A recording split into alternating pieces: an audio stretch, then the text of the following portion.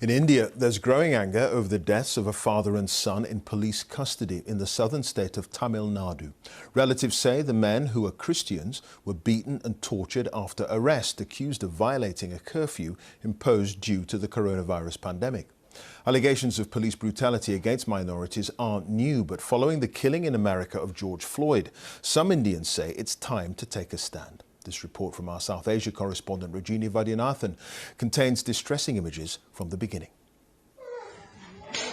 Heavy-handed tactics as officers enforce the country's coronavirus curfew. Police brutality is a fact of life in India. The poorest and most vulnerable usually the target.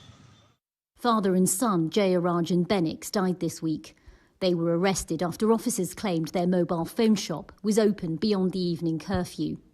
Their family says they were brutally tortured in custody. 2 officers have been suspended, but no arrests have been made. At the station, so many police officers hit him. My brother was so badly beaten, he was unrecognizable. Hundreds gathered for their funeral. Christians in a Hindu-majority country, it's religious minorities who are often the victim of police violence. There have been some local protests over these latest deaths, but no national outrage, like America saw after the killing of George Floyd. Yet in 2019 alone, around 5 people a day died in custody in the country. In India, like America, the police is accused of bias.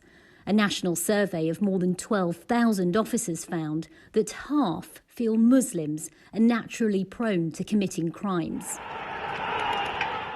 In February, as riots broke out between Hindus and Muslims in the capital Delhi, police were accused of profiling. 23-year-old Faizan was viciously beaten by officers. In this video, he's seen with 4 other Muslim men as police forced them to sing the national anthem to prove they're Indian. Bloody and unconscious, Faizan died 2 days later. 4 months on, no arrests have been made.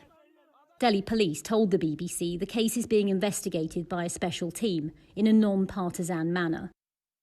But as Faizan's mother awaits justice, she's frustrated his death didn't start a mass movement like in America. Here in India, there's no outcry because he was a Muslim.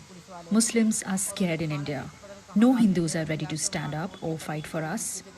In America, people stood up for minorities. It took the brutal death of George Floyd to spark change in America. What will it take for India to do the same? Rajini Vaidyanathan, BBC News.